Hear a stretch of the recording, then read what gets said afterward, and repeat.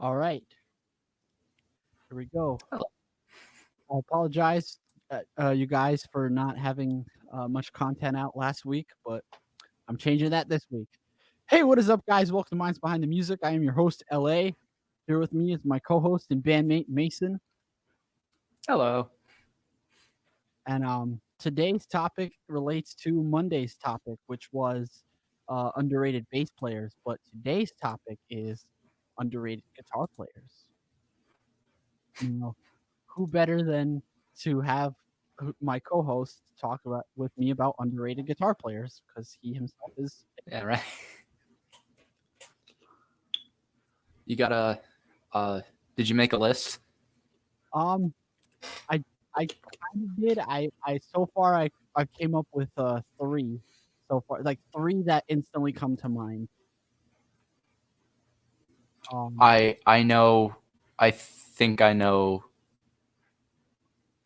I already know what those three are. I can bet you I can name them.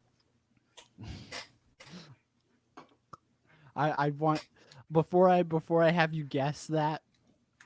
Um, name one that or name one guitarist on your list, and we'll go from there. All right. So, um, I guess I'd have to start. This is a bit of an odd one. But Billy Corgan from the Smashing Pumpkins. Right. I was really like infatuated with the Pumpkins for a while, and it's like I never really thought about it until I tried to play one of his solos. Oh my good god, like the dude shreds, and you don't really pay attention to it, but he's bonkers. That's I gotta listen to more of the Smashing Pumpkins. Like grunge is definitely outside of my comfort zone or outside of that realm of music that I regularly listen to. Because lately, I think I've been on a free binge. Mm. It's gotten me out of my Chicago obsession. Ah yes. Wait, But didn't you post a picture of Terry Kath for tonight? I did on my Instagram Yeah. story.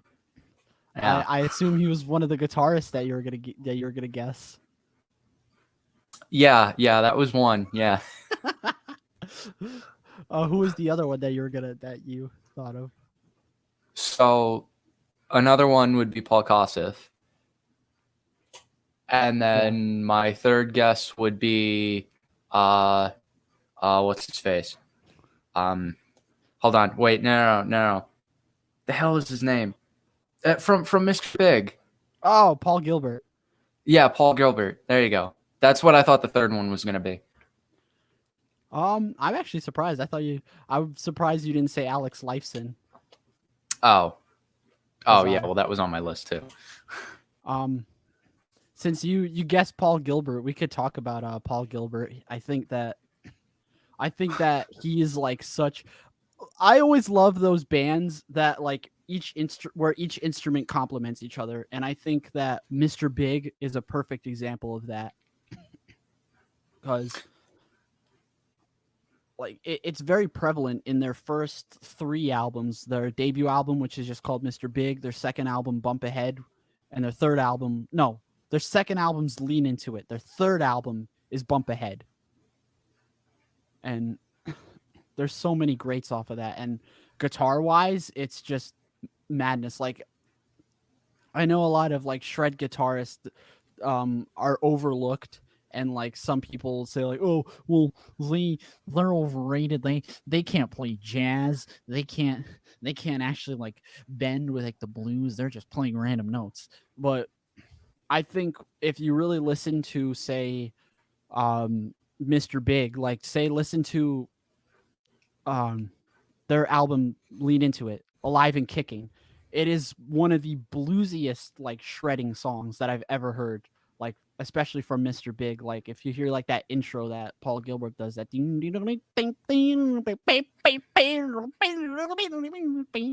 like it's I like your vocalizations. yeah, but that the dude knows what he's doing, to say the least. Like I think he's definitely a competent guitarist, and his riffs complement Billy Sheehan's and vice versa. And I think like they have that is like top notch guitar and bass chemistry. If there's any that I've seen. I mean, I personally haven't listened to too much of Mr. Big. I should have by now, given like how much you talk about him. You showed me this really good album by them. I think it might have been their second album. Yeah, lean into it because that one has Daddy, Brother, Lover, Little Boy. It has To Be With You, which is I think their most famous song. And they had Just Take My Heart. That's I believe that was Yeah, also lean into it. we used to play that song. I was just listening to that the other day. Just Take My Heart. I found it. I don't know. I just like randomly found it on Spotify, and I was like, oh yeah, we used to play this. Yeah. And that guitar part is like pretty complex. I think like you really I know that you definitely have the you definitely have the mindset to be able to be like I can learn this, and then you end up learning it and playing it. Like I don't have that guitarist mindset. Like I could probably do that for bass, but for guitar I cannot. Like it's just it just doesn't compute with me, to say the least. And just I remember that that in, song, and sorry, go ahead. oh, nah, go ahead. That song, not for anything else, but just for the intro, I had to tune up to F Yeah, the for my E string, I think. Yeah, yeah. And I never like I don't know. That's another thing that I thought about when I came across it the other day. I was like, oh yeah, wait, I had to tune like that's really weird. Like everybody down tunes. Before you had showed me that song, I don't think I had heard of anybody up tuning their guitar. Like I don't just nobody does that. So I Yeah. thought that was interesting. That was kind of like a creative thing I never really thought about. Believe it or not, the first time I ever heard of uptuning was probably Led Zeppelin with their open tunings and all that. Like I think when they perform when they perform what do you call it? When they perform the Rain song live, they do a lot of uptunings. There they did Jimmy Hmm. Page a couple of the strings on his guitar uptuned. Huh. Yeah. But I think with that uptune, like I've never heard it used in such a way that Paul Gilbert has done it. Like I've never heard the E string get tuned to an F. But like the way he handles that arpeggiation and like those picked out chords that do do do do do do do do, like it goes from uh a like a picked chord, like an arpeggiated chord, and then like right at the end of it, it does these harmonics, which I think to do it as fast as Paul Gilbert does takes skill, like more like you really I one of the things with like shred guitarists, they'd be like, "Oh, they can't play the slow, but they can play it fast. If you can't play it slow, then it's not good." Like in order to play what Paul Gilbert's playing fast, you have to learn it slow. Like there's no way around that. Right. Oh, Nick Riccardi, what's up, man? Ah, yes, of course. Screaming to the sky. Yeah. In other news, the well, Oh, here we go. um, what was a what was another guitarist that you had in mind? Well, actually, this comes from the same. This comes from the same like Seattle grunge thing. Jerry Cantrell, I feel From like Alice in doesn't get Chains. a yeah. I feel like he doesn't get a whole lot of recognition. I guess. I mean, I've learned some of their songs, and they're not like incredibly hard. I guess. Um, I mean, some of those solos are kind of wicked, but it's like I don't know. There's a very melodic thing that he had going on, And I don't, Um, I just never really hear anybody talk about him. You hear everybody talk about Nirvana and Pearl Jam. You know, Mike McCready, he was a great freaking guitarist, but mhm. you know, Yeah. Oh, and R.I.P. Lane Staley, by the way. I know a couple days ago was the 5th, which was the 19th anniversary of Lane Staley's passing, and the 27th anniversary of Kurt Cobain's passing. So hmm. R.I.P. to Oh Kurt yeah, I Cobain as figured you well. were gonna make a podcast on that. Yeah, I didn't think about that, but I'll see if I could. I'll definitely see what I could come up with this week. Um, what I got in store for you guys tomorrow. So stay tuned for that tomorrow, guys. Um, but yeah, Jerry Cantrell. I think what really made him shine as a guitarist was just like what he could do. It it wasn't very conventional. If I'm using that term correctly, it was more like he played what he felt sounded good and turned it into a song, and like I'm not saying he wasn't technical with his playing. He was very like when he was technical when it needed to be technical, but when it came to just writing the songs and just like with what the song sounded like, he just went and said, okay, the guitar is going to do this for this part of the song, and then I'm going to do a solo, and then the guitar is going to do this for the rest of the song, and then that's just how it was, and it sounded great. I think it sounded great, like especially from the Alice in Chains album Dirt. Hmm. Um, which fun fact, I share a birthday with that album's release date. Um, there's actually I'm gonna pull up the track listing for Alice in Chains Dirt. Oh god, there's a lot of songs on there if I remember, like a lot. Yeah, I think the album's like about 50, 60 minutes. I can't exactly remember. Uh,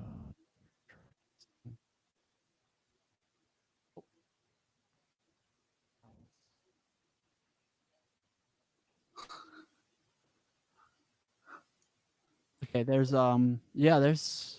13 songs on this album. There's Yeah. Oh god, that's like a lot for an album. yeah, I'd say for an album in the 90s that was pretty normal. I think the Black album had 12 songs, and what is it? The Black album had 12 songs, and I believe Nevermind I think had like 10 or 11 songs. But here I'm gonna share the screen with everyone so they can see the track listing for Alice in Chains Dirt. I'm gonna zoom in. You know, actually, I like a lot of songs from Nirvana, but it's none of the crap that everybody else likes. Mhm. Something in the way.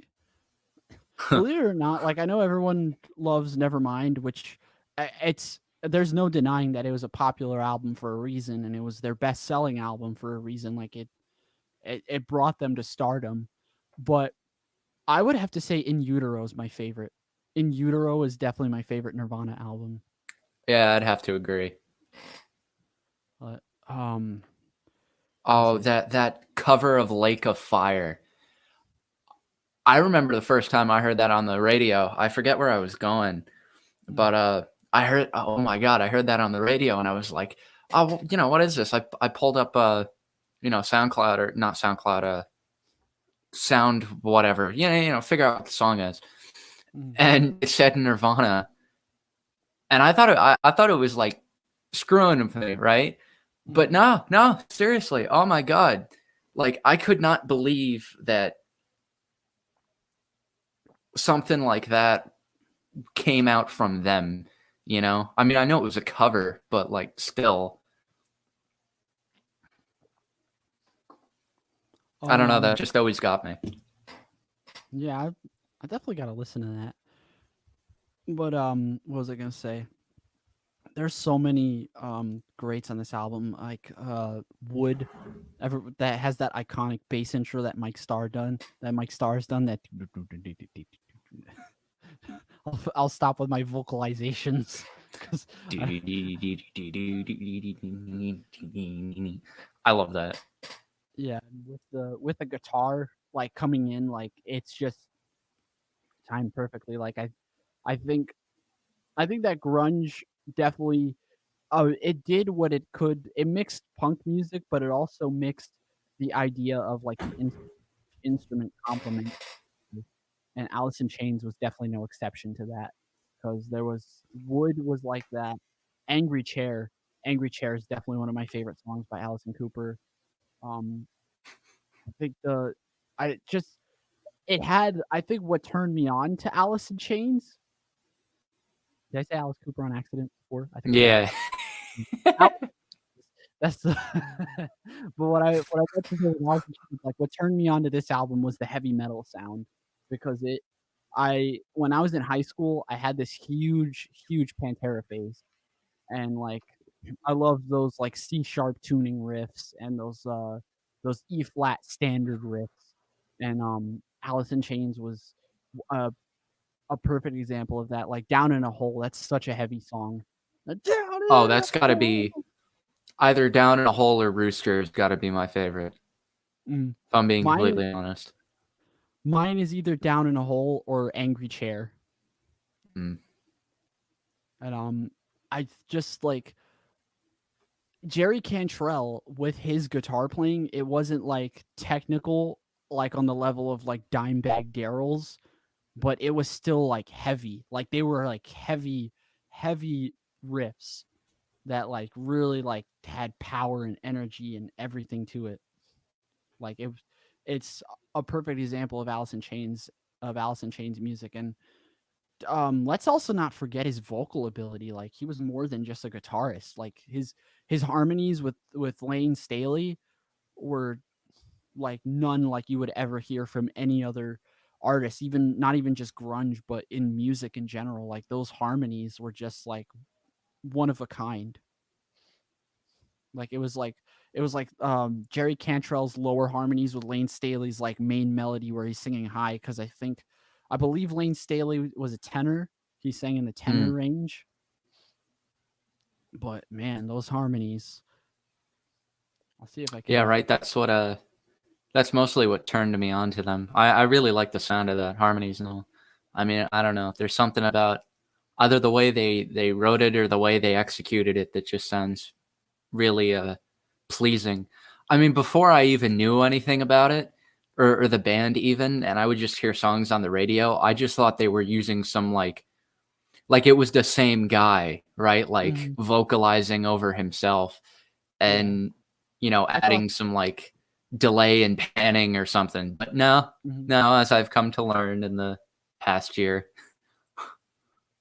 Yeah, the I first thought that was just Lane doing it because of like his range and his like his vocal abilities. Um, I'm gonna see if I can.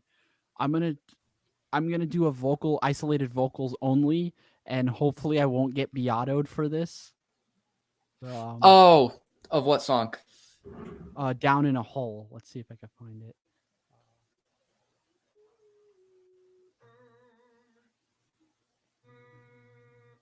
Oh, here we go. Here we go. This is right.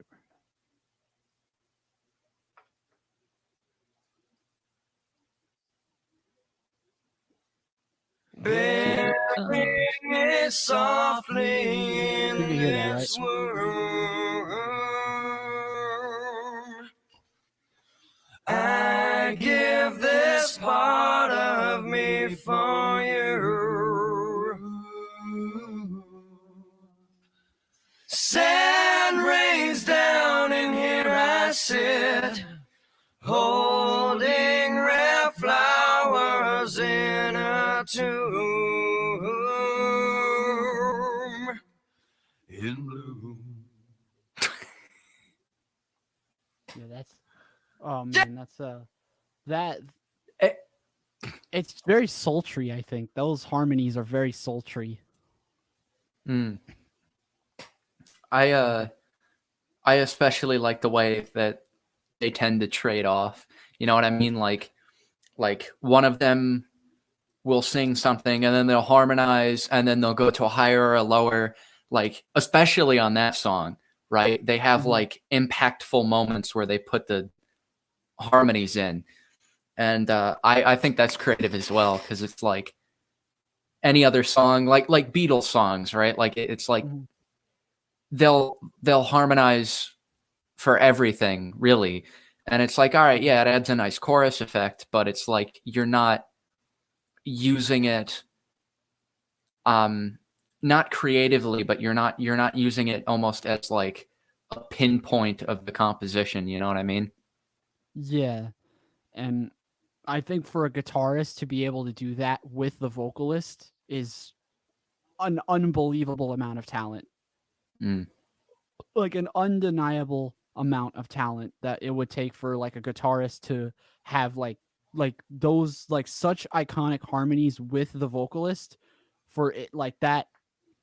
Like that's hard to do. I think that's definitely a challenge. What was I gonna say? Um Before we go on to the next underrated guitarist, do you have anything else that you would like to say about Jerry Cantrell? Nah, he's just epic. I agree with that. I could not have said that better myself. That's Mason and I are both on agreements with Jerry Cantrell. Yeah, boy!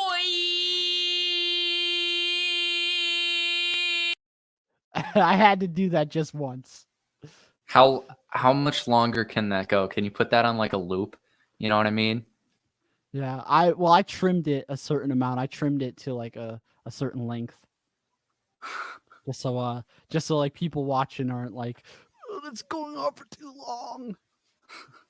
But the next guitarist that I want to talk about, well first, actually he was the one I wanted to talk about first before you actually guessed the guitarist I was going to talk about. Paul Kossoff from Free, just cuz Yes. you and I are pretty familiar with the band Free. Yeah. I actually listened to another Free album recently. It was their 1972 album Free at Last. Yeah. It's a good album. Yeah. That was their last album with Andy Fraser, I believe, before he left Free. Because their last album, Heartbreaker, Andy Fraser didn't play on. That was Tetsu Yamaguchi. What I'll mention before, Free was one of those bands where each instrument, I think they were one of the earliest instances besides maybe the Who, and I guess you could say the Beatles as well, because they were making sure that each instrument complemented each other. You could argue that the Beatles were like that, and the Who was definitely like that as well, especially on their album Who's Next, their critically acclaimed 1971 album Who's Next. But let's see. Someone said my guess was wrong. Damn, swore it was gonna be the guitarist from Progress Avenue. Nah, that guy is pretty good though. Progress Avenue's guitarist is pretty good. Oh, dang, you're too kind. I mean, I don't know him, but if I did, yeah, I don't know. They seem like cool people. I never met them. they seem like meme lords. Yeah, definitely meme lords. But with Paul Kossoff, oh my god, like if you hear, I would say a perfect example of Paul Kossoff's guitar complementing Andy Fraser's bass and vice versa is Mr. Big. The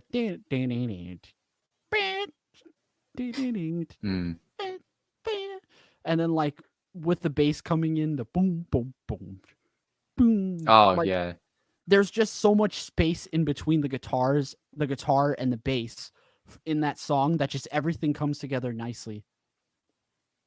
I swear I binged that album like for a whole summer. I mean, I'm not even kidding you. That whole summer, I binged that album almost every day.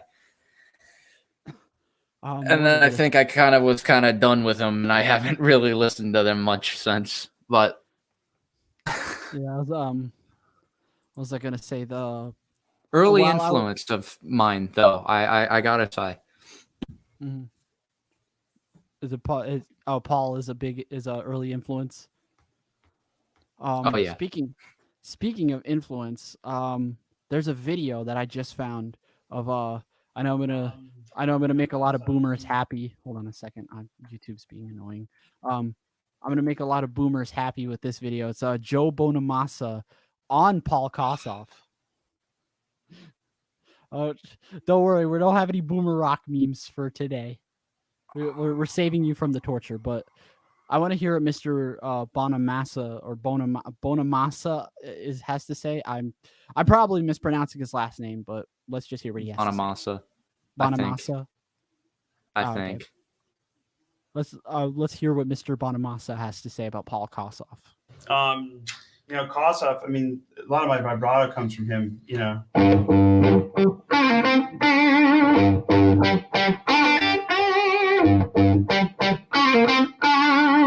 He had that great and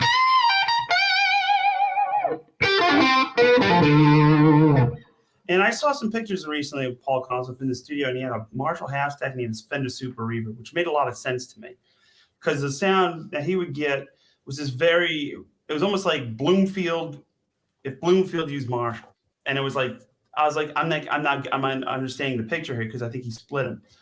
And they must have mic both or just made put a mic in the room for whatever. But yeah, I mean, all those, I mean, his chords.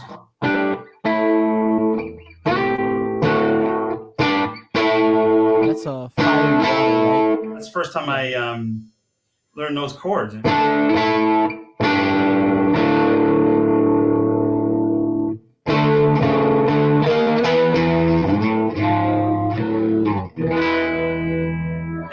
The best way to tune your guitar is a Paul Kossoff part, and it's just a thing with the 5 and the octave on the top.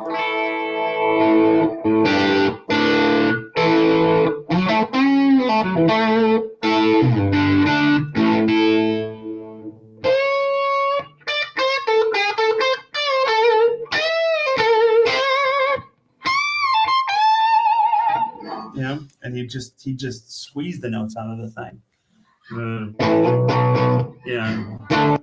I think one of the takeaways I have from this is his chord phrasing was, I think his chord, I really admire his chord phrasing, like as what he was playing when he was playing All Right Now, that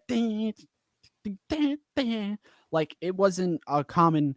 I think a lot of like English guitarists, especially the ones that had the strong blues influence from back in the day, say the late 60s, early 70s, really they really saw how they can make certain chords sound. They pushed it to its limits into what it could see, like how each individual chord sounds. Like that for All Right Now, that A5, that A root fifth chord, that like I've never heard that chord. I've never seen anyone play that chord like that. And quite honestly, it's it's quite a sultry sound, to say the least. I'm gonna go to a video of Paul Kossoff of an isolated guitar for All Right Now, the free song. Let's see. Here we go.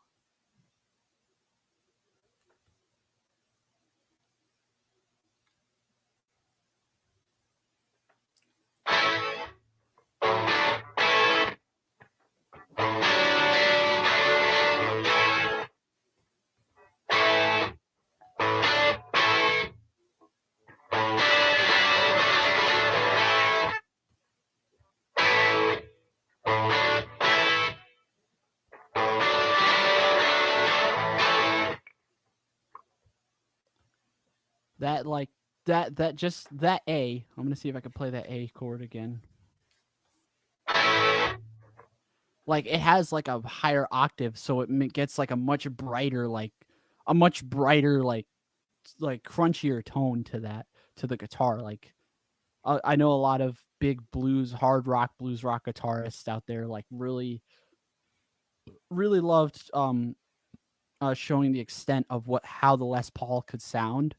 And Paul Kossoff was another great example of that, of just like just taking advantage of the Les Paul's tone, which I think you said before, Mason, like the original Les Pauls weren't even supposed to have, or those 50s Les Pauls weren't supposed to have that like distortion, or they weren't supposed to be known for their distortion. No, man. Les Paul was like a jazz and country swing guy, right?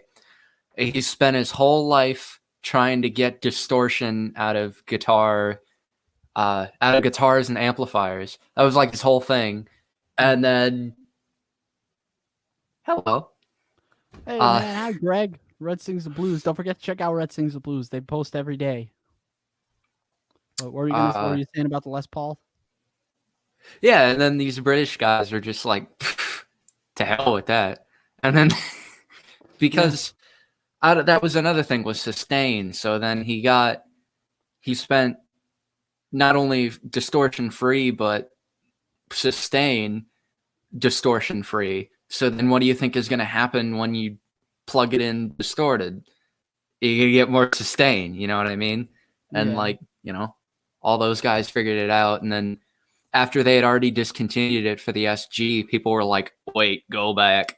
And I think Les Paul even said because they originally put his name on the SG, on the heads of the SG, because they put his name on, they put Les Paul on the SG. He was very much against that. I think he even told them, get my name off that piece of junk. Yeah, which he pulled no punches with that. And I mean, hey, you know, I own both. I mean, I own both an LP and an SG, and it's like you can't like compare the two, you know? I mean, they're completely kind of different sounds, you know what I mean? Mm-hmm. I mean, hey man, I don't know. If I was in his situation, I wouldn't blame him. Like, you spend your whole life making what you think is going to be the perfect guitar, and then, you know, that's what you're known for. And then now, because it wasn't only that his name was on the guitar, he had to go out, because of his contract with Gibson, he had to go out and then perform with SGs instead of his Les Paul models. Like, legally bound, he couldn't go out with a Les Paul anymore, right? So it was like, can't blame the dude. Still great guitars, you just can't blame the dude. Mm-hmm. Back to Paul Kossoff. Yes. With what really got you into his playing? What would you say got you into his particular playing style, or his playing like when you first heard Free? Just the way he phrased his solos, man. There was something buttery about him, you know? Like Yeah. Like he had this very, I mean, honestly, I wasn't even thinking about chord phrasing at the time. I don't think I even knew when I was into them what chord phrasing was. But I knew that his phrasing, the way that he spoke when he was playing leads, you know, it was just very, I don't know, almost very like snappy, that I really liked at the time, you know. And they were playing all blues, and the only thing I listened to was blues. So, you know, that's really what turned me on, you know. And he definitely, when I was first trying to figure out how to solo, like, he was the first person that I kind of copied, you know. Him and Eric Clapton, I think. He was to you like Steve Harris and Geezer Butler were to me. Pretty much, yeah. Yeah, but yeah, that's a good comparison. It's just the vibes, man. And I have to say, like, I think that Fire and Water, that album alone, not just Free's entire discography and just their career as a band, Fire and Water, their 1970, their 1970 their third album from 1970, is just some of the best guitar playing I've ever heard. in any classic rock band or any rock band from that time or from that era. Like, and again, I'm not the guitar whiz on like playing guitar and all that because I'm not really a guitarist. I'm a bass player. Um, just from hearing those, like the chord phrasings and like what you said, the solos, those solos, like especially on All Right Now, like when he goes to like the higher notes, like it's very technical and it's like he shaped it. It's like a perfect blend of blues and rock, of blues and hard rock, because that's what Free was known for. They were known for their like blues rock and hard rock sound. And I think that one thing that I will always respect about Free is just their perfect blend of the two genres together, the blues rock and the hard rock together, because it's like you can hear it. You could hear the blues as well as hearing the rock. And it's I think I think before AC/DC was AC/DC, we had Free, which is Mm. not to take away from, the legacy that AC/DC had. But before there was AC/DC, there was Free, the band Free. And more often than not, people that know AC/DC. You don't know a lot of people that know the band Free. Even the people that listen to Bad Company, they probably don't know Paul Rogers' original band Free. Paul Rogers and Simon Kirk's original band. Yeah. Because Simon Kirk was the drummer for Bad Company and Free, as was Paul Rogers was the vocalist. But I think that even when you see them playing live, like you could see like he's having no trouble playing this. He's having no trouble playing these notes. At least in 1970 he did, because I know later on in his life it got more tragic, at least with substance abuse and all that other stuff. But this is more about the prime of his life, the performance aspect. And when I think, what is that live performance called? They performed Mr. Big and they performed All Right Now. I'm just trying to remember what the Free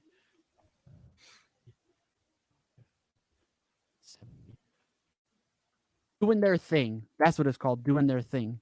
1970. If you guys haven't checked out Doing Their Thing, Mr. Free, I'll link the performance on YouTube here, right here. It's honestly epic. It is incredible. Like everybody performing is like just having the time of their life, and you could tell they're just feeling it. And it's like the audience probably watching that were like holy crap, like these dudes are playing, they're playing their instruments like they mean it. And I think that's what I love about Paul Kossoff. Like I don't think he gets as much credit as a guitarist because of his no nonsense attitude, at least from the early eras of Free, from Fire and Water and Free at Last. Those are the only two full-length albums from Free that I've listened to, Free at Last and Fire and Water. And I think both of those albums are just like definitely top-notch. Check out another song from Free at Last. It's a very short song. It's called A Little Bit of Love. It's about 2.5 minutes long, and the intro is another example of the guitar complementing the bass, which is that like you hear the guitar like just the guitar like really like sustaining those notes along with Andy Frazier's bass like with the bends. And again, I would play it here to show you, to give you guys a better idea, but you know how Rick Beato. Yeah, poor Rick. All he wants to do is educate his viewers, and as do I. And now we got to worry about, is YouTube going to take the video down? Like, even if you play like 10 seconds of this music, they'll be like, oh, no, goodbye. Your video, kissing that goodbye. And exactly. Do you have any other guitarists you want to? Did you have any other guitarists that come to mind of underrated? I've got one more that I think is probably worth discussing. Alright. I mean, I have probably a whole list, but this could go on for like hours. Mhm. So if I had to pinpoint another guitarist, I would probably say Frank Zappa. Because, I mean, the guy is weird. He worked orchestrally. I mean, compositionally, the guy was a genius, and that's what, despite, like compositionally unbelievable songs, and then he writes it like, Joe's Garage. Mhm. Good God, That is like, like supreme meme value of like an album. yeah, That whole album is just pure meme value. or he has like a whole symphonic orchestra and then like talks about smelly hippies, like it's like, yeah, no, that's meme value. All right. That's like if Bach, all right, started talking about, I don't know, what's something funny, all right. Like, Yeah. right. I He mean, named the song a composition the, or in his right. case, if it's German D, like D-I-E. Yes. Actually, there is the more and more I start listening to classical, the more and more meme content that I see. Like of course, like in the context of like 400 years ago, meme value, right? Like, Haydn's pieces. Joseph Haydn, I think is that yeah, Joseph Haydn? Yeah, Haydn. He was um, like the biggest meme the, composer of all time. there was another one. I forget his name. No, it wasn't him. I forget the guy's name. And it's, somebody will flame me for it because he's very well known. Dude created a composition that was, so many bars in length, pretty short. And at the end, repeat 301 times. And there have been legitimate scholarly arguments about, well, what does that mean? Does he literally mean repeated 301 times? So there have been actual like concerts where a band gets together and plays this 301 times, which, mind you, amounts to like 24 hours. Like, it's like unbelievable, right? Mm-hmm. So it's like crap like that, right? Right. Sorry, I got way off topic, but it's like everybody pays attention to that, but my good God, look at what this man is playing. The way that he's phrasing and how he was almost doing this shredding stuff, before shredding was even like a thing. I mean, it's not like shred, right? But it's like he was playing very fast with these very fast runs with all these weird notes, right?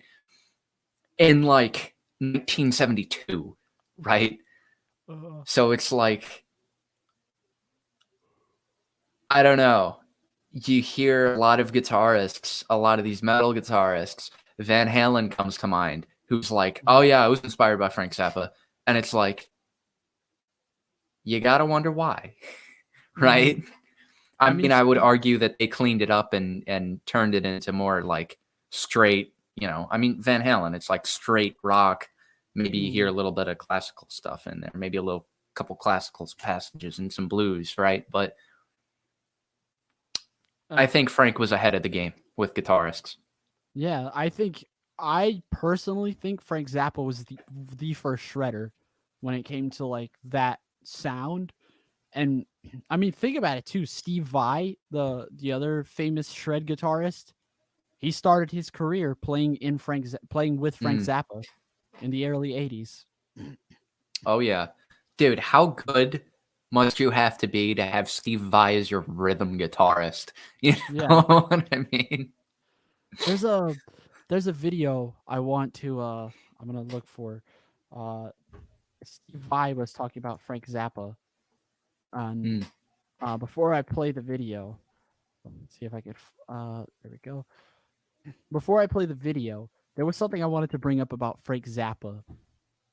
You know how certain musicians are like, when you look at them or how they were in real life, a lot of those big genius musicians out there that were like well known for their playing and their songwriting, when you look at them as how they were in real life, they're weird. There's some weird people, like really like weird people in real life, like people that you wouldn't expect to act a certain way or to have this certain behavior. And a lot of times, say like the Rolling Stones, the Beatles. The Beatles were a lot of like John Lennon, Paul McCartney, George Harrison, like all four of them, even Ringo Starr. There were some weird people like in the beginning of their career, like throughout their career. There were some weird. They did some weird things, not just in the studio, but just as people. With Frank Zappa, he was weird. He was a weird guy, but he acknowledged that. Like he acknowledged that through his music and just like how he conducted himself. Like he acknowledged that he was a weird dude. But there was almost like an interview with him. There was almost like not an I'm better than you complex, but like almost like this like raw confidence. You know what I mean? Like he would talk with somebody who was like just completely bashing him. A TV interview with three I want to call one of them was like a reverend and the other two were like staunch conservatives, right? Oh, sorry.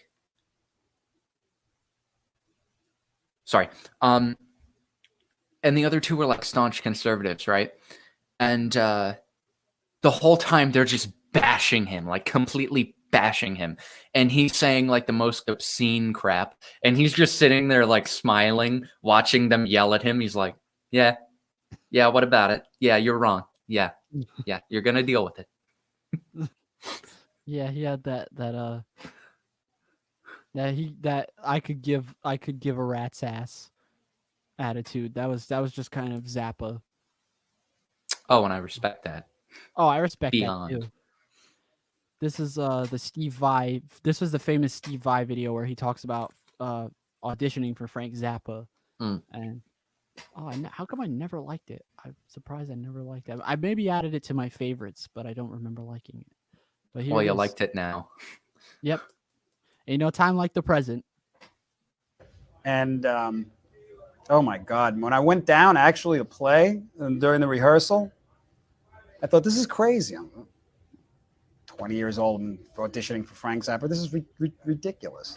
I went down, he told me to learn all these songs, and of course he pulled all these songs that I didn't know, you know. And he was so, you should ask Vinny, because Vinny was there, how brutal he was on me. I couldn't even believe it. He made it so difficult. There's one thing, and I know this isn't necessarily a Frank interview, but I'll tell you the story, it's great. This is during my audition. He says, and Frank would like play these things on the guitar, and he had a certain technique, but he wasn't like a shredder or anything like that, you know. And he'd play something, he'd say, play that. And I go, okay, and I play it. And he goes, okay, now play it in 7/8. I say, okay, and I play it in 7. He goes, okay, now play it reggae 7/8. Okay, and I do it, and he goes, okay, now add this note. Okay, and I do it. Playing reggae 7/8, and I'm adding these notes. He goes, okay, add this note. And it was impossible. It just was physically impossible, not just for me, but for anybody. You know, I said, oh, I can't do that. And he goes, I hear Linda Ronstadt is looking for a guitar player. Zappa had no chill in his career. He had no chill. Give me an impossible thing, you know. And at the end of the rehearsal, I went, and even just other things too, you know. But at the end of the rehearsal, I went up to him. I said, Thanks for inviting me. I'm really sorry. I'm gonna go home now. He goes, "You're in the band," and I hugged him. I saw you that first tour when you came through Columbus, Ohio, which is where I'm from. Yeah, And that was a tough tour for me, man. Not because of the music, but because I was young. I was out on tour. It was all the stuff, all this staying up all night, and just as this kid, I grew up in my bedroom, just playing the guitar, and all of a sudden you're out there, and there's groupies and all that stuff, and up all night. By the time I got to Texas, I turned yellow. It did. It's completely dehydrated. I was just awful. But he was always cool. He was always great. there was a lot. That's just like interesting to hear someone like Steve Vai talk about Frank Zappa in such a fashion. It's like you could hear his eccentricism, if that's the real word. I think it is. But you could hear how eccentric Zappa was as a person, and just like the kind of skill he had as a guitarist too. An iconic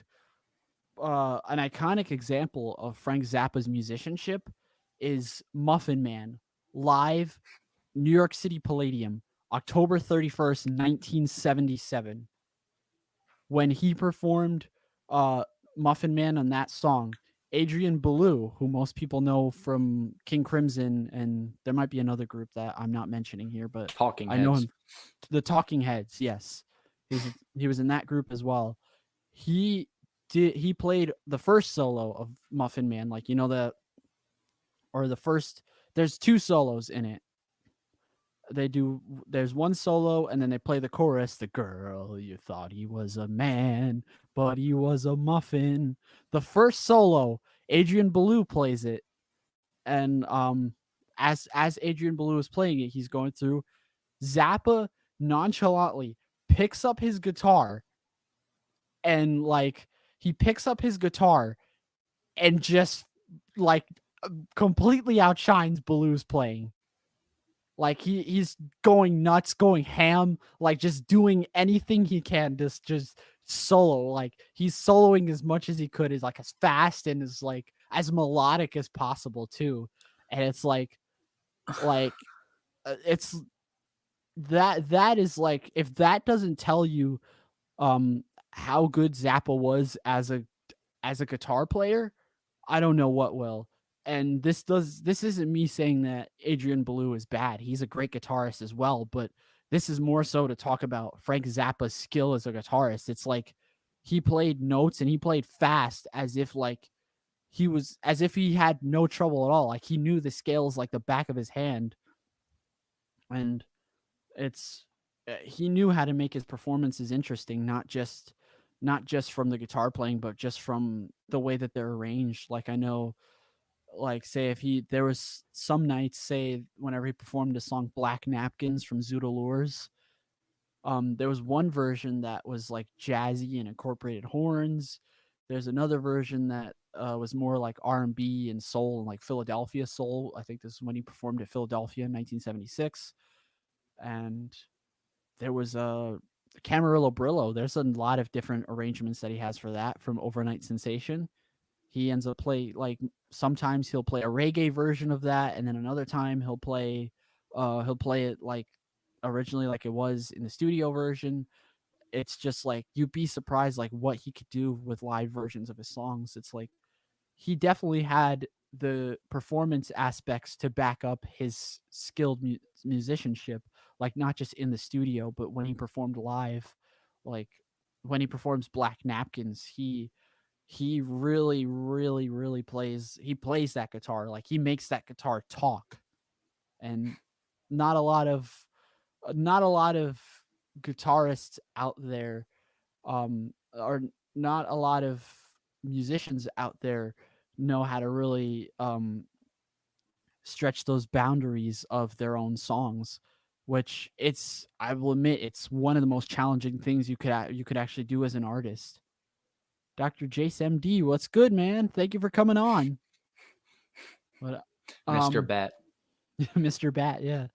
Do you have anything you wanted to say about Frank Zappa before I talk about the next guitarist? Huh.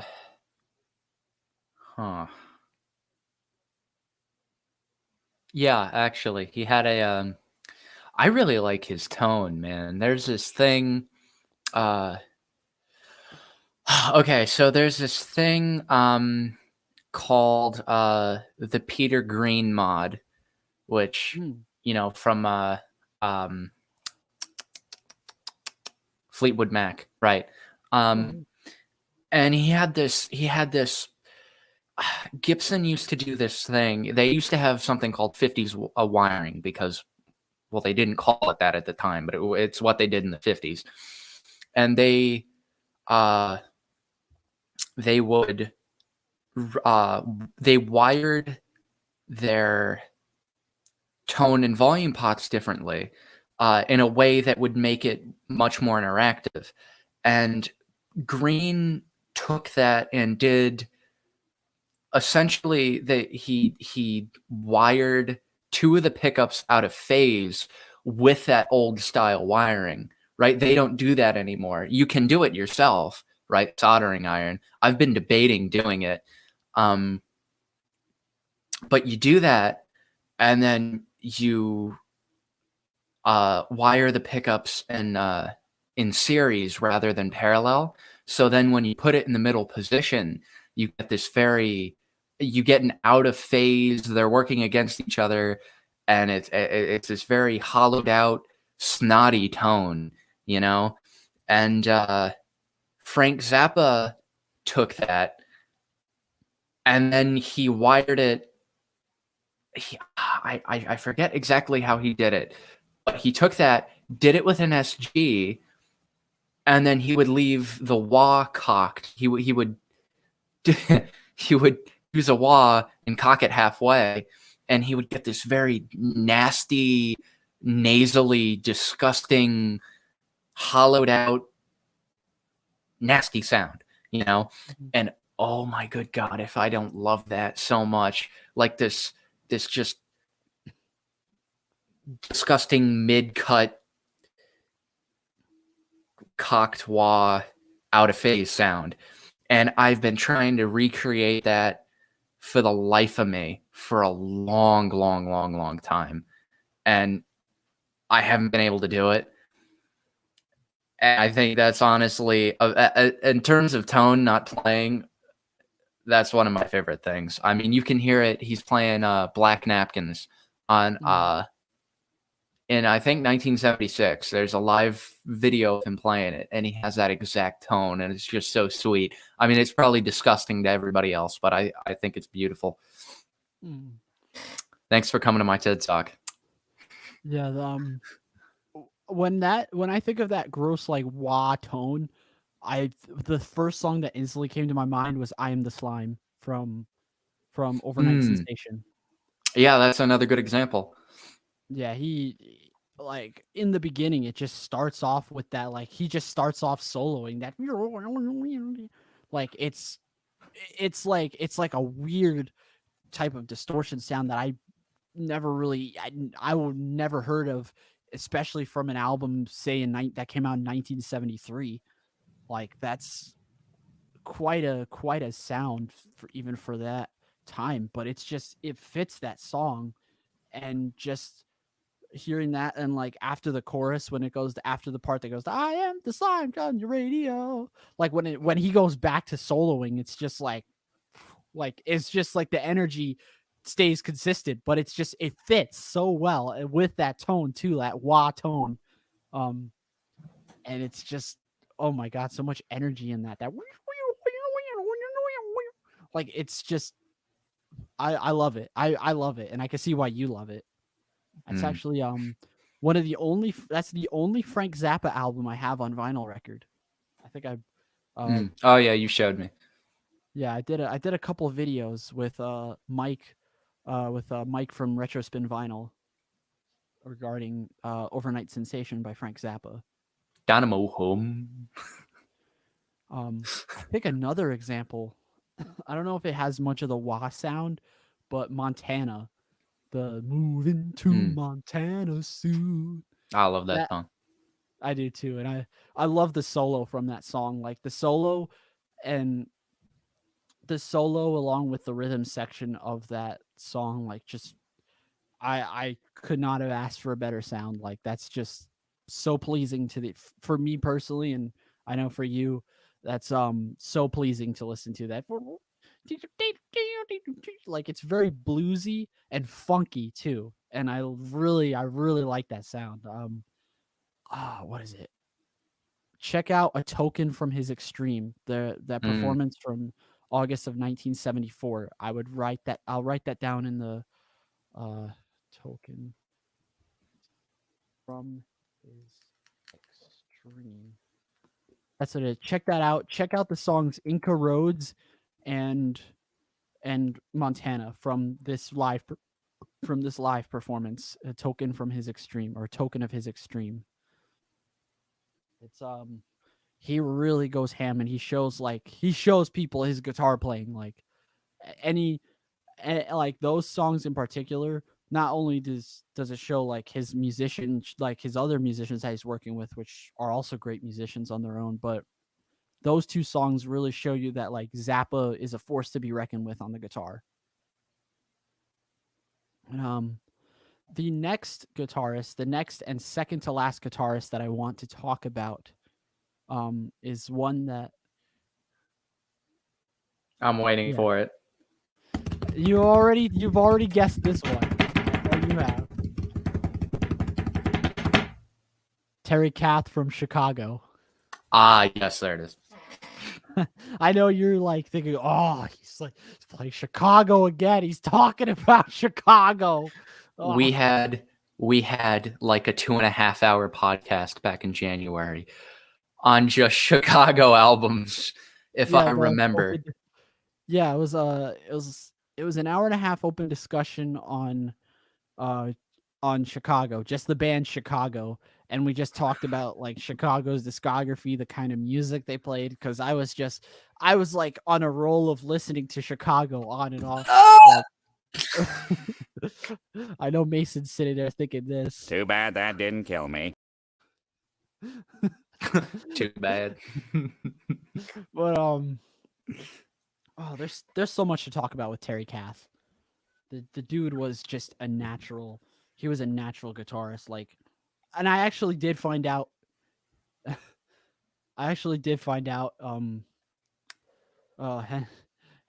Hendrix actually did end up like saying he's a great guitarist.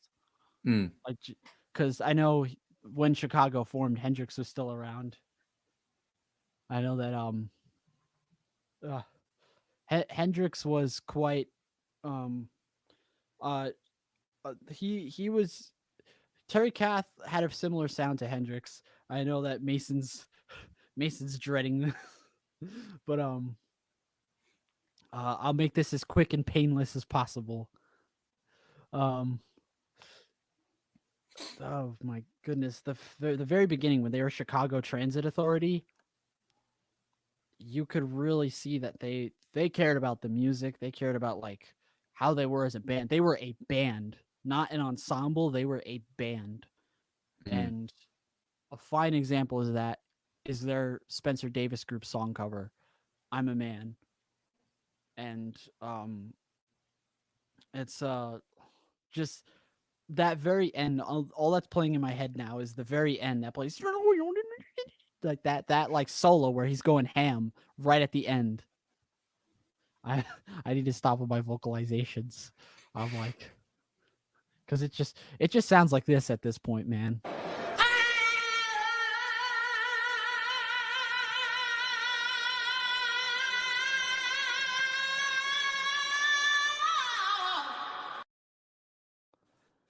There's not enough nicotine in the world for you to bear Yoko Ono. Yes. I'm a Man. I still want us to cover that song, just because like I love the energy. Yeah, I love the energy. I love everything about that song. Like, I know a lot of people know that song from the Umbrella Academy. They know the Spencer Davis Group's version. But, yeah, I remember. That was a good show. I actually never seen it, to be honest.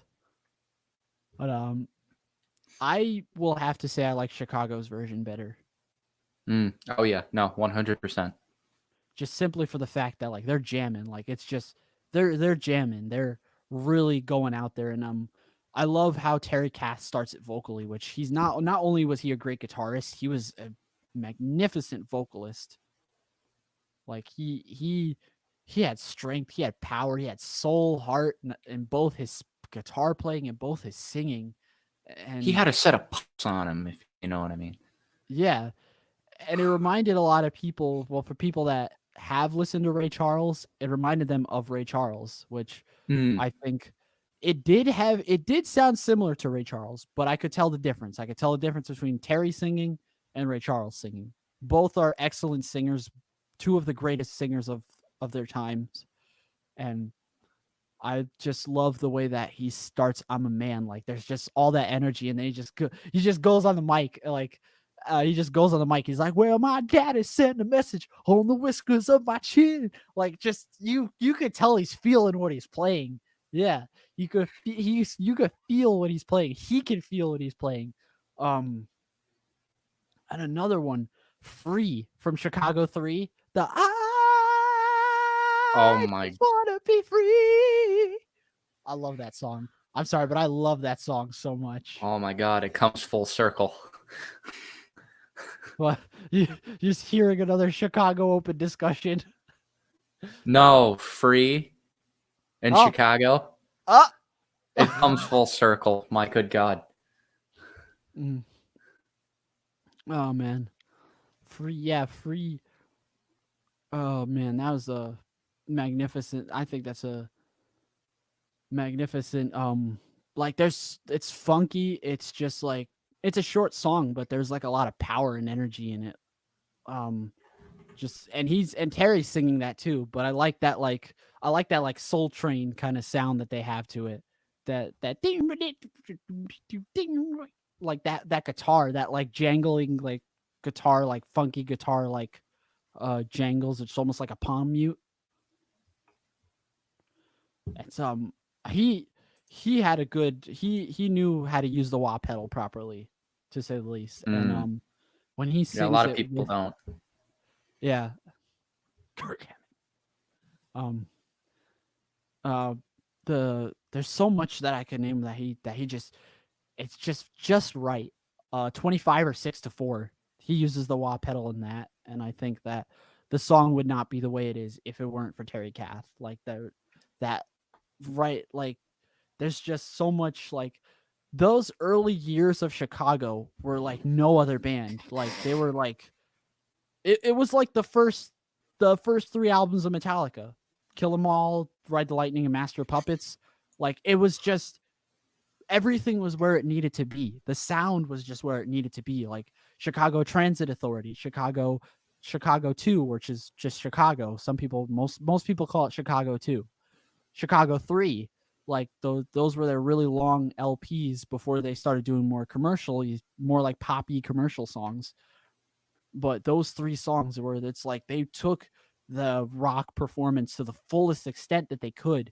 And if it weren't for Terry Kath, they wouldn't have been able to do that, because Terry Kath had that like 60s hard rock, blues rock energy that Eric Clapton had, that Jimi Hendrix had, that Jimmy Page had, that Jeff Beck had. Like he was all of those talents that, Jeff Beck, Eric Clapton, Jimmy Page, like those English acts. He was like Terry Kath was all 3 of those all in one, I would say. Like he was there was no other like guitar player like that. And for Hendrix to say that, like, I got my like playing, but Terry Kath's playing is on a whole nother level. Like I think he said like Terry Kath was like he's never like that cat's playing is something else. And for that Kath's playing. Yeah, that Kath. But Terry Kath. That'll be if Chicago was in Fritz the Cat. Yikes. Oh my goodness. Even like he was even a great songwriter too. There's one song from Chicago 10 that absolutely fell in love with. It's called Hope for Love. You know, Chicago 10, the 1976 album that has If You Leave Me Now, Yes. which I found out was Chicago's first #1 hit on the Billboard Hot 100s. I did not know that, but I'm not surprised. I'm not surprised either. This goes for everyone who's shipping Trevor from GTA 5 and Patricia Madrazo. That one scene. You know what? I kind of want to play that scene. Let's see. Hopefully Rockstar will take Lou, I thought you were cured of your addiction. It's might be a relapse. Lou, I man. thought I thought you kicked this, man. We had an intervention and everything. It's too much, man. Okay, here we go. Oh man, I'm not gonna play the whole thing, so don't worry about that. But before I get back into Hope for Love, and this is why everyone knows If You Leave Me Now. I had a wonderful time, Trevor. But we both know I made a vow to my husband.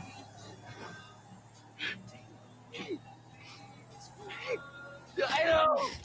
You have a great pain inside you, but you are a beautiful man. I've never been so happy and so sad in my life. You have a beautiful way with words. All right, and there's also the scene I'm with so Butters sad. with Trevor and Patricia. Oh man, but Hope for Love. It's an acoustic song that Terry Kath wrote, and he sings it.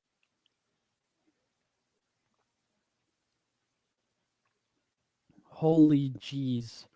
Whole Jeepers Creepers, is that a beautiful song? I would definitely recommend you check it out. It's what do you call it? It's called Hope for Love. It's from the album Chicago 10. It came out in 1976, like I said. But holy crap, is that a beautiful song? Like it has that Ray Charles energy, but it's with that Terry Kath style. Like it's acoustic. Like he's playing on the acoustic and he's just like he's pouring his freaking soul out singing that song. It's a beautiful song. But it's such a shame that it's such a shame how that part of Chicago, how it ended, man. I know, as I mentioned before, Terry Kath on January 23rd, 1978, Terry Kath died, shot himself in the head on accident. He was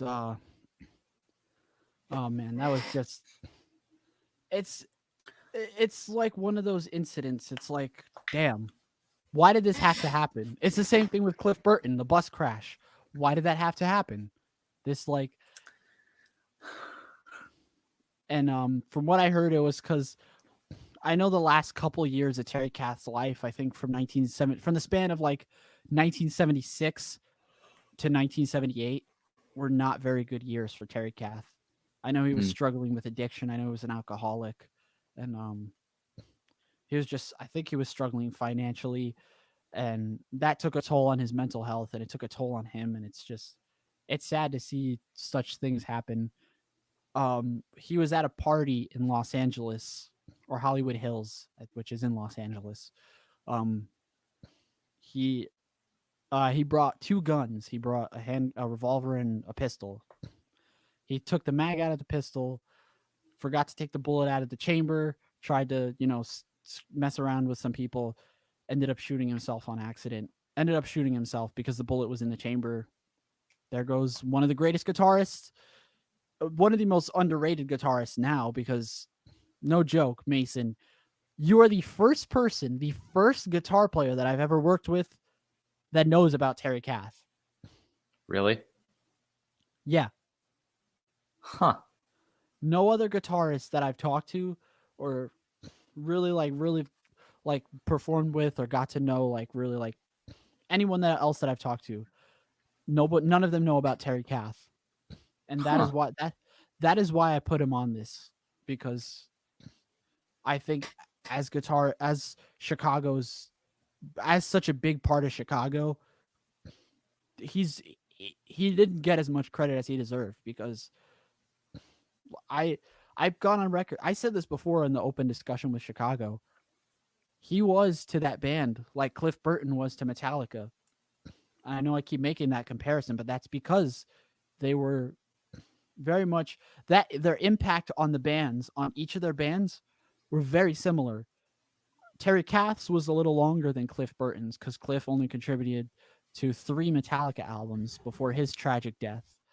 And Terry Kath contributed to, let's say,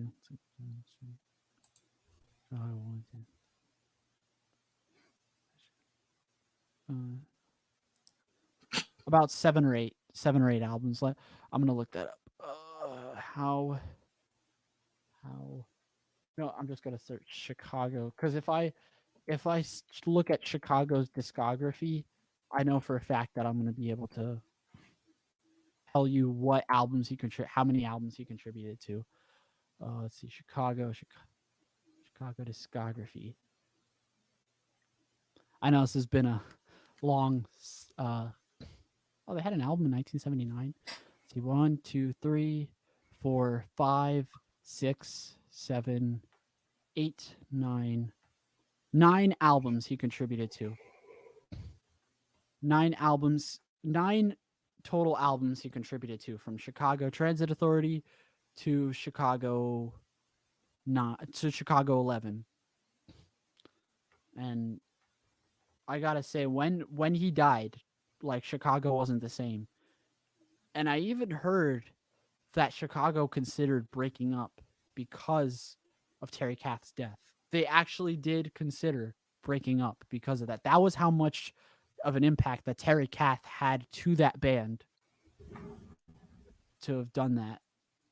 Which I'm not trying to discredit, Chicago for not breaking up and not continuing without him. That took a lot.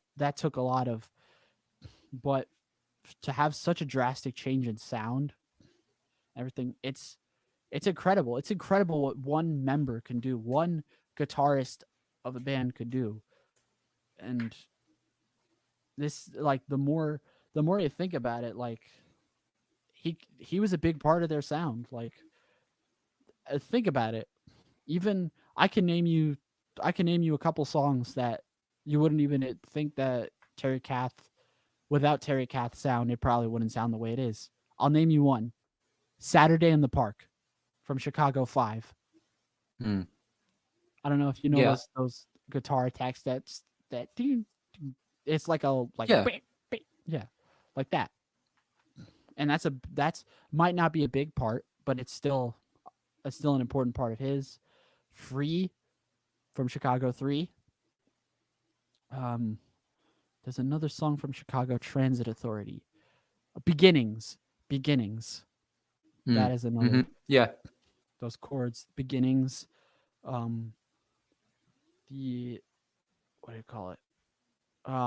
Old Days from Chicago 8. That was that very intro that goes down, down, wow, wow, wow. Yeah. Those are incredible parts. Those are just some of those things. And for Chicago, like, I think if it weren't for Peter Cetera and David Foster, who knows what would have happened to Chicago after Terry Kath died. Breakup. Before I go to my next and final guitarist, was there something that you wanted to say about Terry Kath? Because I know I went on a bit of a tangent with Mr. Kath, but no, it's all right. You dig him. Yeah, he's.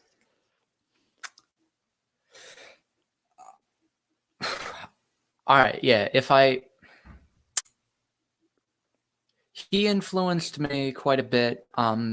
Maybe not so much in the beginning of my playing, but I definitely had a phase where I was really, really, really into him. And there was something about, especially live, not so much studio, but live. I would check out live performance of him playing, and it's just, whoa, man. I mean, again, still, I would think about it in terms of context, you know, like now you hear the guy and it's like, well, all right. I mean, to most people, probably. I don't know. I heard the guy, and even though, like, you know, at the time, what was it, 2015, when I was going through a heavy bout of liking him. And even though it's like, all right, yeah, 40 years have gone by at that point, all these great guitarists, and I would listen to this guy do all of his solos, and it's like, holy crap. You know, just something about his phrasing, the way that he could almost kind of like pseudo shred, you know, especially 25 or 6/4, and especially in live versions, you know. Yeah. That. Chicago Live in Tanglewood, 1970. Yes. That. Oh, sorry to cut you off, by the way, but No, that's it. I mean, it's not so much. Same thing with like Paul Kossoff, right? It wasn't so much any kind of rhythm work, but it's something about making it be able to sing. You know, I like that. It influenced me a lot at a certain time. I think that I think that 25 or 6/4 from this version right here, Chicago Live in Tanglewood, 1970. That version of 25 or 6/4 is the best version of 25 or 6/4. Oh yeah, no, I'd have to agree. And to what you were saying, this particular concert is the finest example of Terry Kath's playing in Chicago. Not just 25 or 6/4, but I'm a Man, Make Me Smile. There's a couple others, but those three songs that I just named, Make Me Smile, I believe he sings that. Make Me Smile, I'm a Man, 25 or 6/4. There's a couple other songs. Oh, Color My World. Color My World. I cannot forget that tune. The way that it's done in that one, like where it has the guitar added with his singing, brilliant. Was there something else you wanted to say about Terry, Mr. Kath? Nah, that's it, man. Right, but just you guys just know I could go on for hours about Terry Kath and just like his contribution to Chicago, because there's no denying what he did to Chicago and what sound he gave the band. Now the next and final guitarist that I want to talk about that is probably labeled the most underrated guitarist of rock music in general. Alex Lifeson from Rush. Now, he was the first. Why I say he's the most underrated guitarist is because when people think of underrated guitarists, or at least think of underrated classic rock guitarists, it's Alex Lifeson. I would say, at least from what I could hear, Alex Lifeson, because when you think about Rush, what members do you think about when you hear Rush? Well, Neil Peart, and then, you know, Geddy Lee. It's I feel like Rush is the reverse of Led Zeppelin, where it's like Led Zeppelin, you're like, oh yeah, you know, I'm talking about the guy that wasn't Plant, Page, or Bonham, you know, that other guy. And with Rush, it's the same thing. It's like he was just stacked up against the best bass player and the best drummer in the world. So then it's like, doesn't really matter what you do. You're up against the best rhythm section in probably existence, you know, like. He's one of the only instances, I think he's one of the only instances in which the rhythm section is more notable than the guitar. Yeah. I mean, maybe like Cream, you know? But even then, you're not forgetting Eric Clapton. I mean, it was the three of them. Yeah. Actually, yeah, with Cream, it's hard to forget all those members. It's each member. It's one of those. Helps that there are only three of them. Yeah, it's like each each instrument of that band complements each other. And with Rush, people only think of Geddy Lee and Neil Peart because those two are the names of Rush. Those two are the first two people that people think about with Rush. Like you said with Led Zeppelin, people first think of Page, then Plant, then Bonham. Then they think of John Paul Jones. Half of the people don't even know his name, don't even know John Paul Jones' name. I remember when I first got into Led Zeppelin, it took me like 3 tries to remember John Paul Jones's name. It's funny because he was probably not that Page or Bonham weren't talented in their instruments. Because my good God, my good God. Yeah. But John Paul Jones was probably the most, from what I've read, at least, the most, not the most musical, but the most knowledgeable about music itself. You know what I mean? Like, Page, he was doing all this good stuff. Bonham, good Lord, and it's like, sure, but good God, I read something just the other day actually about Page where he was like, yeah, I never really practiced my scales, and it's like, so you just like came up with that, yeah, like you just thought of that, where it's like JPJ was like more knowing his stuff, like I really can't frame this argument in any way that doesn't make me sound stupid, because saying that Jimmy Page doesn't know his stuff, is like, yeah, you're gonna get the Jimmy Page stands after you. You gotta watch out, Mason. yeah, I'm gonna see an army of them outside my window creeping up my front yard. Yeah, their torches and pitchforks. Good God, but you know what I mean. Like JPJ was the most. From what I've read, he was the most like, I know what I'm doing out of all of them musically, like a theory based, I guess is the best way to put it. I would say some people would go as far as say as he was the most important member of Led Zeppelin. I mean, not to say that any other member wasn't important or was less important. It's just he was the glue that held the band together, and that's what could be said about a lot of other bass players.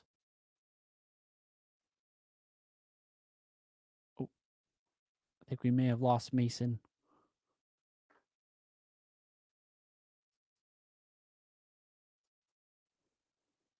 Oh. Let's see what happened here. We'll wait for him a little bit. Please stand by. We are having technical difficulties.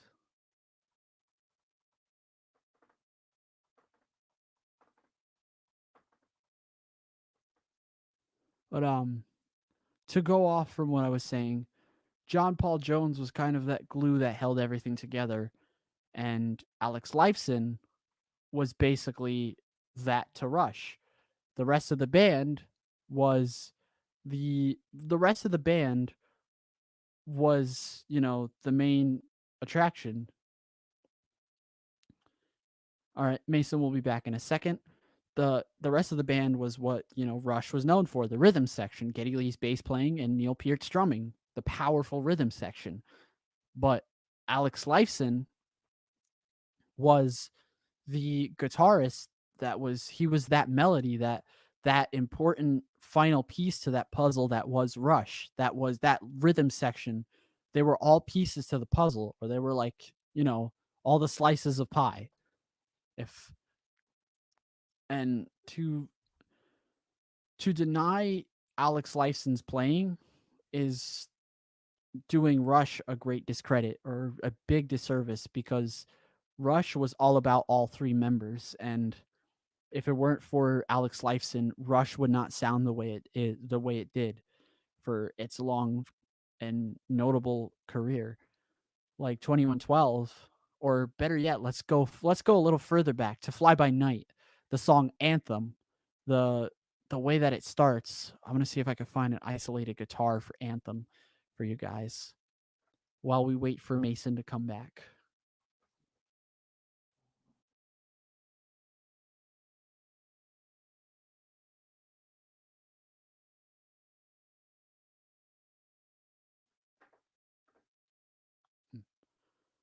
Better yet, let me see if I can find. Oh, here. No, it's 2112. Uh, trying to find a isolated guitar. If not, I will go to Limelight because that is another iconic example of Alex Lifeson's guitar playing. Let's just get this started. Share screen, Chrome tab, Alex Lifeson guitar track, Limelight. Here we go. Everyone, I think, knows what Limelight sounds like. So I will play a little bit of it, and hopefully I won't get this video taken down.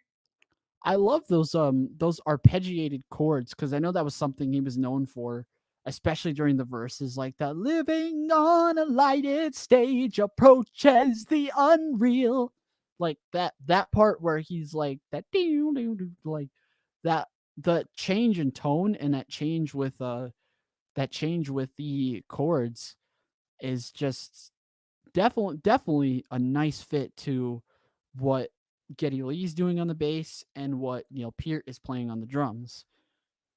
And he's most notable is most known for that in the 80s. He was known for his like big like chord picking and a lot of his, arpeggiations with the songs like The Spirit of Radio, The Spirit of Radio. He was known for that like arpeggiated chord, and especially in the first verse, the begin the day with a friendly voice, a companion unobtrusive. Like as he's playing those chords, I will see if I could actually find. Let's see if we can find that one because that's another great example of Alex Lifeson's guitar playing.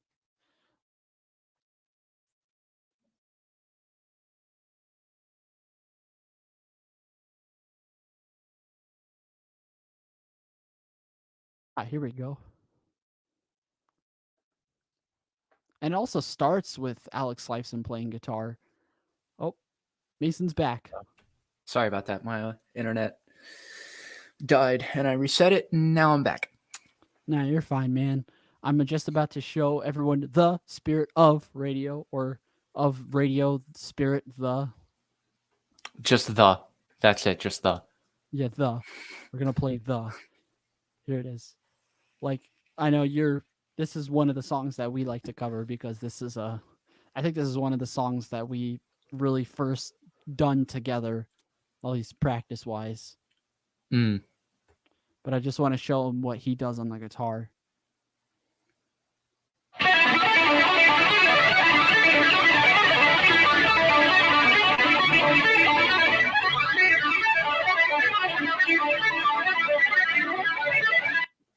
All right, and that's kind of how the intro is. Apparently, when it's broken down, some say it's a challenging intro. What do you have to say about it, Mason? About that intro that you just heard? It's challenging because most people play it wrong. So, I played it wrong for a while until I learned how to play it right. If I'm being completely honest, playing it right is easier than how most people play it wrong. There's only one thing that you have to keep track of is that there's a bar of, I think, 5/4, and that's the only thing you got to count, because when you're playing it live or, with a band, there's an extra there's an extra set of eighth notes in there that he does, and it's like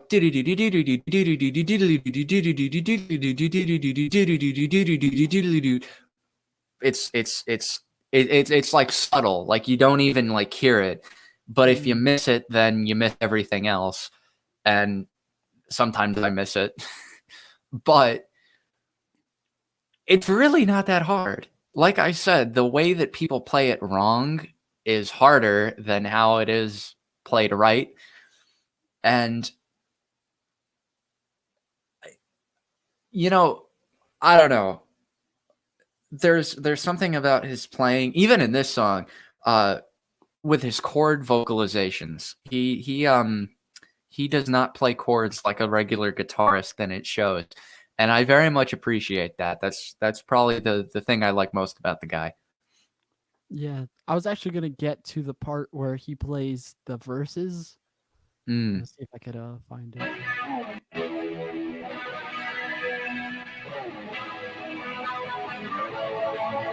Like here.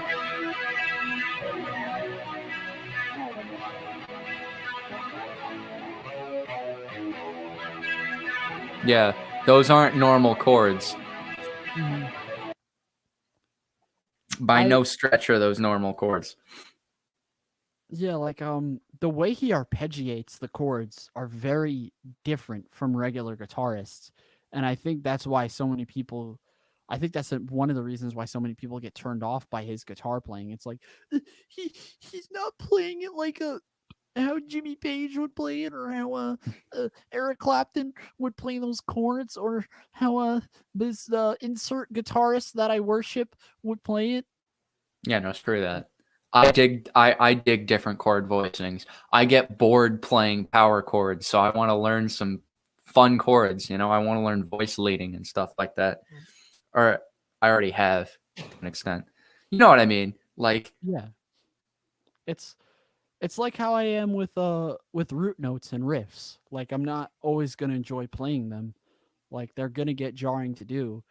That's why you got to learn to think outside the box with these kinds of instruments. And I think that's another respectful aspect of Alex Lifeson. It's that his playing, it also doesn't go with the guitar at least all the time, at least a good portion of the songs. They don't really play the same thing at all. Like the song Anthem. The song Anthem, it's like the guitar and the bass are doing their own things, but they complement each other perfectly. Was it the beginning that goes like that part that starts the guitar going into chords? It's like I've never heard a rock guitarist do that, at least from back in the day. At least a rock guitarist would end up doing either power chords or just doing a riff or something like that. And Alex Lifeson just I've another thing that I could bring up is his use of pedals, his use of effects. I think he uses that to his advantage to make it his playing style. And because I could tell you, like, this song, The Spirit of Radio, he used numerous different effects on the guitar, and on the song Limelight he used different effects. He used delays, he used what do you call it, some reverbs as well, and he just uses a lot of those, like, really brighten up kind of effects. You probably could guess what effects he does better than I he can. uses a lot of chorus. I mean, like, Yeah, a chorus. lot of chorus. I don't know why that slipped out of my mind. The chorus, yeah, that's that seems to be his iconic thing. Like Yeah. the song Anthem, he uses chorus, and I believe he uses a lot of delay. Yeah. Long delay, very long delay. Yeah. And it's just it fits with Geddy Lee's bass playing, and it's like you could tell, like, it's with the rhythm of everything else, but he also does his own rhythm at the same time, which is a nice balance of the two. I think one thing I very much respect in guitarists is the nice balance of rhythmic and non-rhythmic playing. Like if you can do both very well, then you are definitely a good guitarist in my book. I'm looking at you. Ah, yes. But no, it's always, I think that's also good chemistry in guitar players as well.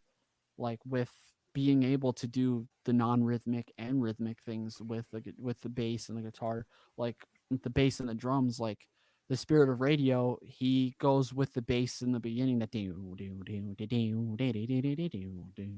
he goes with the bass there, and then when the bass go when they go off to do chords and stay on the root notes, like when the bass goes off to do its own thing, the guitar figures out a way, like Alex Lifeson figures out a way how to complement what Geddy Lee is playing, like throughout the verses and throughout that rhythm. It's just like he adds, he's like the bricks on the cement. That's what I would say. Or say that he's the cement, or you could say he's the cement on the bricks when you put them together. Like has that, it's that perfect mix of open space with the rest of the rhythm. Like he figures out what melodies he could do with his guitar. And that's another thing with Paul Kossoff that he does. He figures out there's a nice blend of space and a nice blend of like harmonic structure. And that's really one of my favorite things about Alex Lifeson. Do you have anything you'd want to say about him before we get to our final thoughts? I don't know. He's again, like I said, the thing that probably most draws me to him is his choice of chords. I mean, besides like Steely Dan, I mean, nobody is playing chords like that in rock. You know, it's just not something that happens. You know, you want to play chords like that, go play jazz. You know, and I don't know. I've always liked Lifeson a lot because of that. Because I'm somebody who's in the same boat. I don't want to sit there and play an E power chord or open G chords all day. I hate that. You know, that was fun for 3 years and I'm done with that. I reject that. You know, personally, whenever we write a song together, usually the way that I think is that if I'm playing an open E chord, I'm probably playing it wrong. And there's something better that I could be doing. You know what I mean? You know, there's a time and place, but there's always something more inventive and better you could be doing. And he pretty much did that. And it sucks that he doesn't get credit for it, you know? I mean, but hey, people probably hear it and think, well, that's too much for me. And, you know, plus we got Neil Peart anyway. What do we got to worry about, you know? They're like, oh, well, this band does have Geddy Lee and Neil Peart, so I guess they're a good band. It's like they leave him as an afterthought, and that's really not fair to him. And I think because He's a good guitarist. Like you said, he's actually a really, really good guitarist, and he does.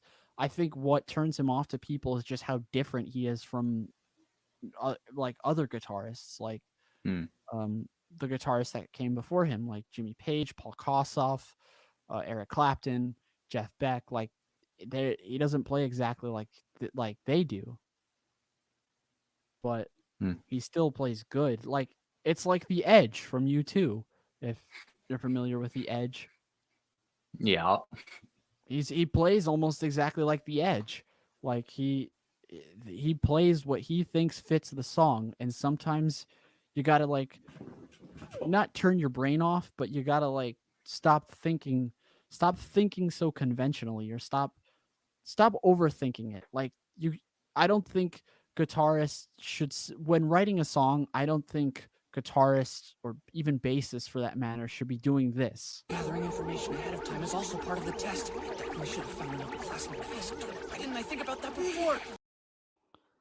you really shouldn't just sit there and think, oh, how's if I play like this, will it fit the song? Well, maybe if I do this uh maybe if I do what I've been learning recently, it'll sound good. Like, kind of take a step back and think it doesn't have to be this like it doesn't have to be this complex jazz chord progression where you're like improv through and through. Like, you could just do what Jerry Cantrell's playing and play a riff, play a chord that sounds kind of cool that you could do throughout like a certain part of the song, and then figure out how you can transition to something else, and it will sound it'll probably end up sounding good that way. You can't And I think a lot of these guitarists that I've mentioned and that Mason has mentioned are very much like that. They don't overthink when writing the song. They just play what fits the song and play what's right. And I feel like it's more often than not something that guitarists usually think about, and I think that is something that guitarists should think about. That's playing like just thinking what fits the song. Did you have something you wanted to say about that? Yeah, I mean, if anybody ever wants to be a musician, you got to learn sooner or later that you can't play to serve yourself. You have to play to serve the song. There's a time and a place to serve yourself, and it's called the solo section. That's it. That's the only time. Any other time, during any song, during any live performance, you fit the song. You play what's good for the song, not for yourself. And I'd say that's probably a quality of all these guitarists. Yeah. But Frank Zappa found a loophole by giving himself lots of solo section time. Yeah. That was definitely something. I will admit that it's not even just guitarists that suffer that whole overthinking craze. Bass players do it too, drummers do it. Everybody that's played an instrument always wants to, shine and want to find a section where they like go ham and be like, oh, I want to play it like this, I want to play it like this. When I joined you guys, when I joined Progress Avenue, I wanted to shred like Billy Sheehan like there was no tomorrow. I had this huge I Billy remember. Sheehan page.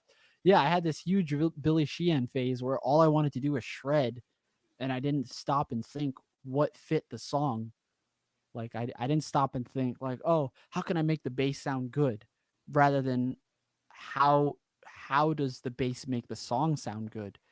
And that's the same thing what these guitarists do. These underrated guitarists that we labeled, that it's like they're not they don't think they think very much outside the box, because they don't think how does the song instead of thinking how the song makes the guitar sound good, they think of how does the guitar make the song sound good.